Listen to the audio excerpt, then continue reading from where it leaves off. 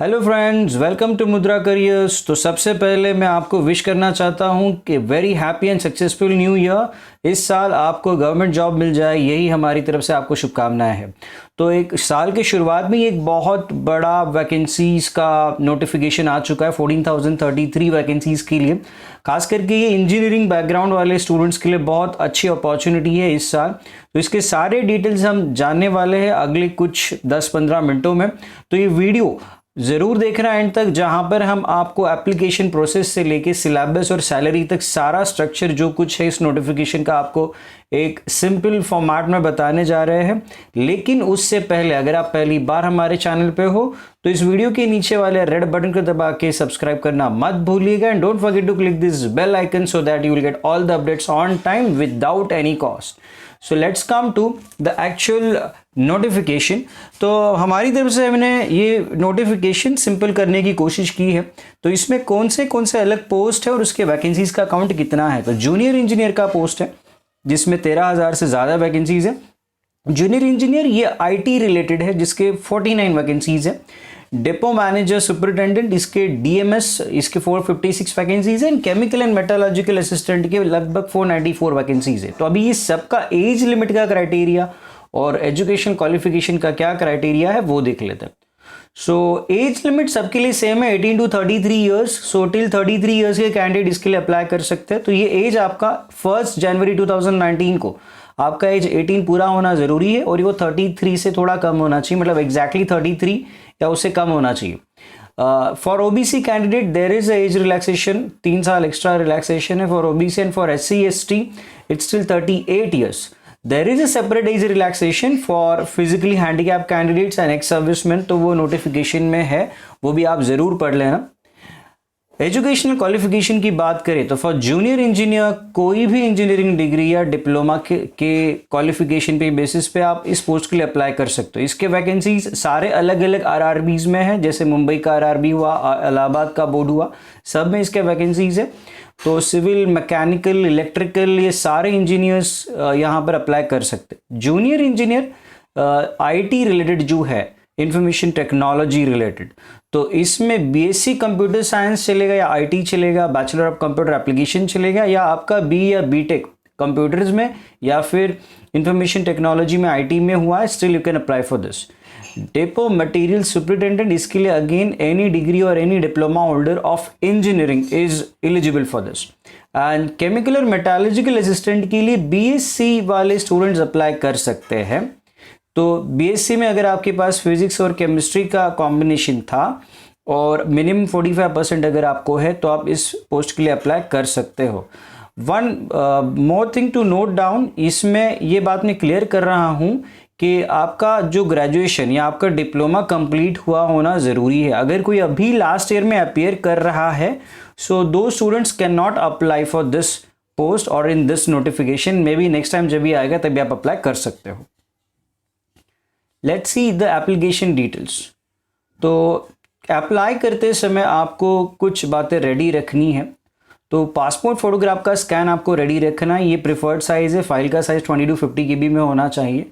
Now the biggest और the most important thing is आपको SSC और आपका जो सर्टिफिकेट एसएससी का या मैट्रिक का, तो वो आपको रेडी रखना रहेगा आपके हाथ में, बिकॉज जब आप फर्स्ट रजिस्ट्रेशन पेज पे हो तभी आपको आपके एसएससी का रोल नंबर या रजिस्ट्रेशन नंबर वहाँ पर एंटर करना होता है।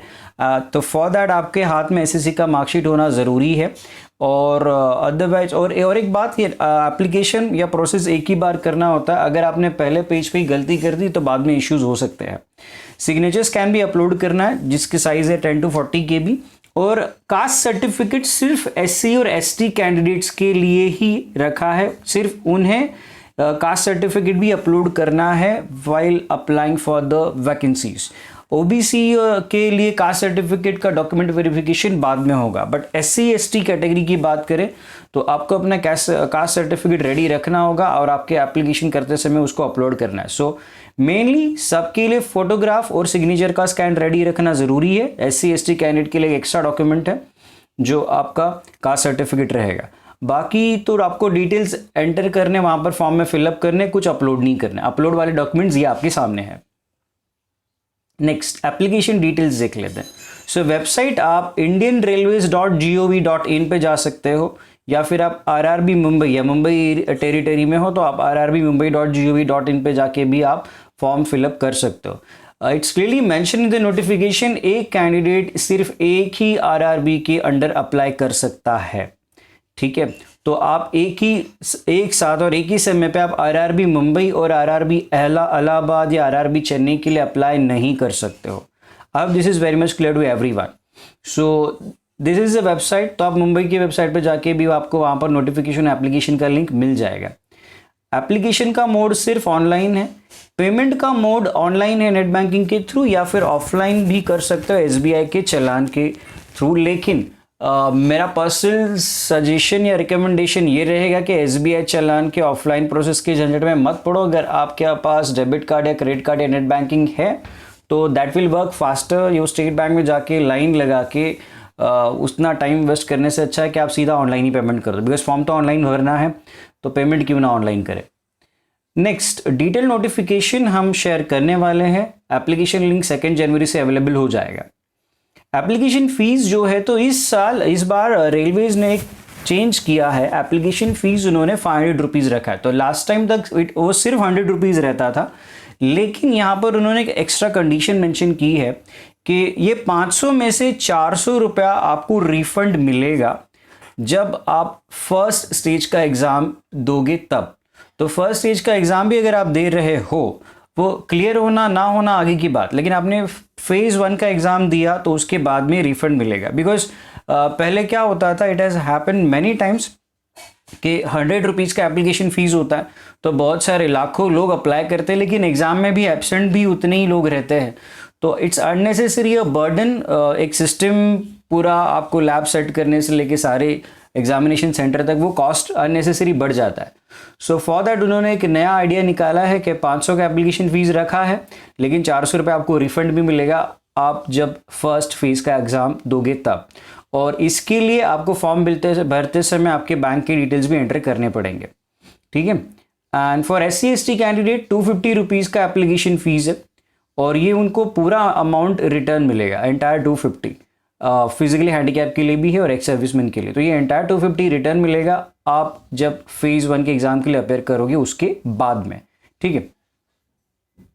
और एक बात मैं यहाँ पर क्लियर करना चाहता हूँ, प्लीज़ आपका डॉक्यूमेंट्स जो भी है, SSC का, मैट्रिक का सर्टिफिकेट एंड एनीथिंग, ये एक साथ रेडी रखो। फिलअप करते समय डेटा जो फिलअप करना है वो डेटा ठीक से ढंग से फिलअप करना, बिकॉज एक बार आपने फॉर्म फिलअप कर दिया और अगर आप वापस बाद में कुछ करेक्शंस करना चाहते हो तो करेक्शन के लिए 100 रुपये से लेकर 250 रुपीज़ के चार्जेस आपको हर एक सिंगल करेक्शन के लिए फिलअप करने पड़ेंगे। सो बेटर है एक ही बार फॉर्म भरो, लेकिन ठीक से फॉर्म भरो, don't make a mistake. Secondly और एक बात एप्लीकेशन में मैं क्लियर करना चाहता हूँ, आपको अगर आप जूनियर इंजीनियर और 2-3 पोस्ट के लिए, जैसे वहाँ पर है 4 ही पोस्ट, लेकिन आप 2-3 पोस्ट के लिए अगर आप एलिजिबल हो तो आपको 2-3 अलग फॉर्म नहीं भरने हैं। आपका एक सिंगल फॉर्म रहेगा जिसमें आप सारे पोस्ट के लिए अप्लाई कर सकते हो। खास करके अगर आपका IT इंजीनियरिंग है या कंप्यूटर इंजीनियरिंग है तो ऑलमोस्ट आप 3 जगह पे एलिजिबल हो। तो आपको एक ही फॉर्म भरना है, आपको 3 फॉर्म नहीं भरने, आपको खाली प्रेफरेंस ऑर्डर देना होगा आप जिस किसी पोस्ट के लिए अप्लाई करना चाहते हो। एंड सेम वे आपको RRB का प्रेफरेंस ऑर्डर देना पड़ेगा। सेंटर, एग्जामिनेशन सेंटर का भी प्रेफरेंस ऑर्डर वहाँ पर रहेगा। So if you are a Mumbai candidate तो आप मुंबई का सेंटर वहाँ पर सिलेक्ट कर सकते हो।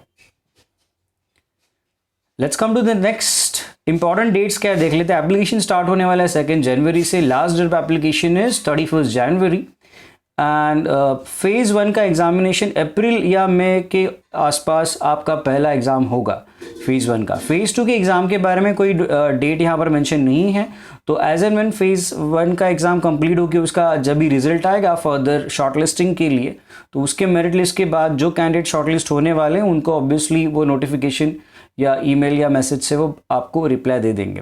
And for that again form भरते समय एक परमानेंट ईमेल आईडी और एक आपका परमानेंट मोबाइल नंबर जो है वो यूज़ करना, बिकॉज आपको बहुत सारे इंटीमेशन मोबाइल पे और मेल पे आने वाले।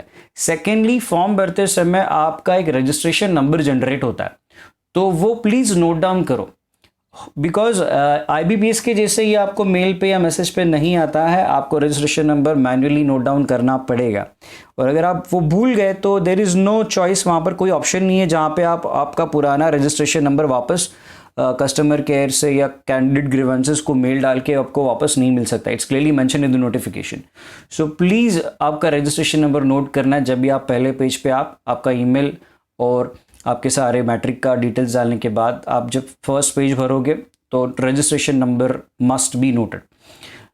लास्ट डेट ऑफ एप्लीकेशन 31 जनवरी है, तो ऑलमोस्ट 1 महीने का वक्त है। लेकिन मेरा कहना ये रहेगा कि लास्ट के हफ्ते भर में आई हैव सीन, इससे पहले भी रेलवेज़ में नोटिफिकेशन में लास्ट के कुछ दिनों में वेबसाइट डाउन होता है, सर्वर डाउन होता है, तो एप्लीकेशन में लोगों को इश्यूज़ आते हैं, एक बार फॉर्म फिलअप नहीं होता है ठीक से। So well in advance form भर लेना सो दैट लेटर ऑन आपको तकलीफ ना हो।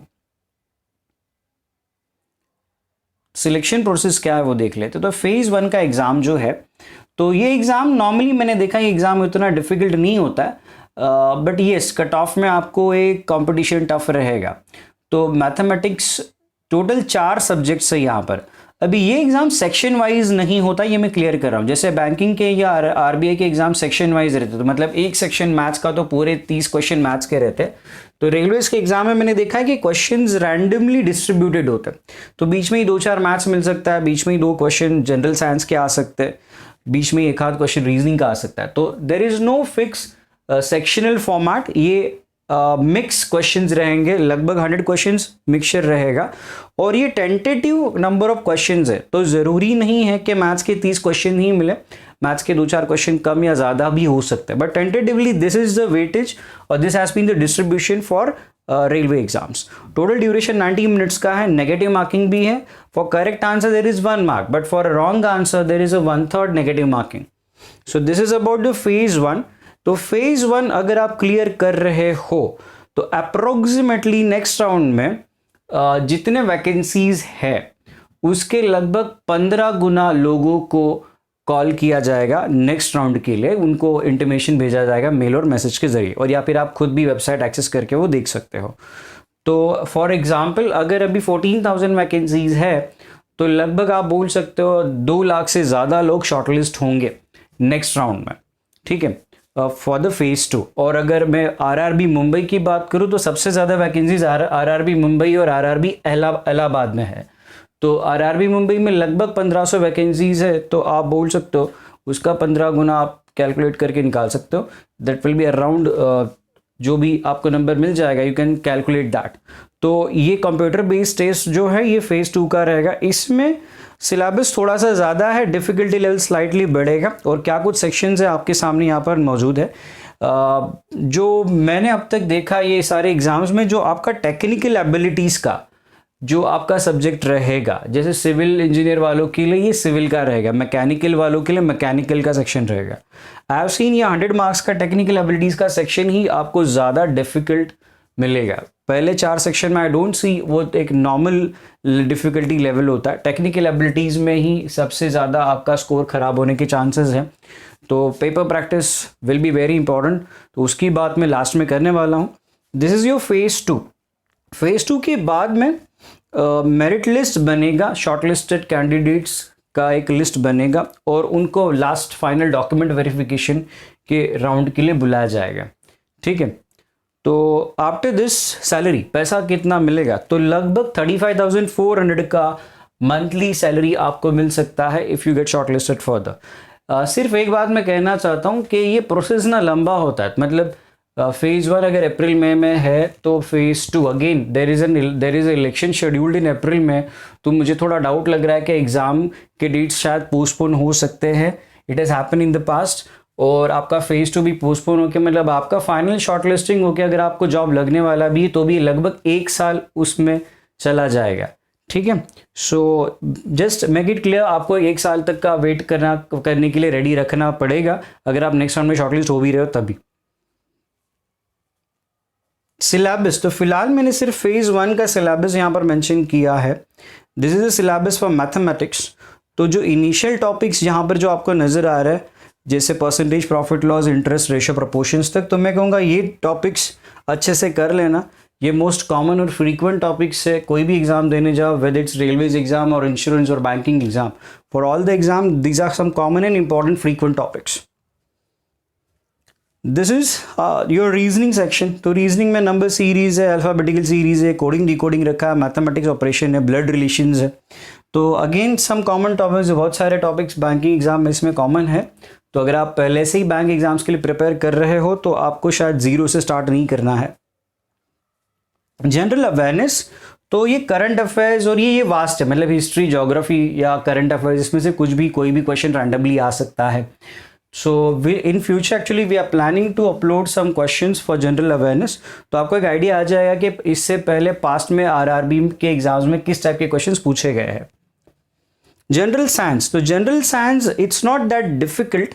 एक लगभग 10वीं तक का, 10th स्टैंडर्ड तक का जो आपका साइंस का सिलेबस हुआ है स्कूल में, उसी के टाइप के क्वेश्चंस आपको मिल सकते हैं। फॉर एग्जांपल कि कॉमन सॉल्ट का केमिकल फॉर्मूला क्या है, या फिर आपको फिजिक्स रिलेटेड या विटामिन सी के डिफिशिएंसी से कौन सा डिसीज होता है, इस टाइप के क्वेश्चंस जो स्कूल में आपको ऑलरेडी हो चुके हैं, आपको जनरल साइंस के कैटेगरी में मिल सकते हैं। तो ये 4 सेक्शन का एक टेंटेटिव सिलेबस हो गया।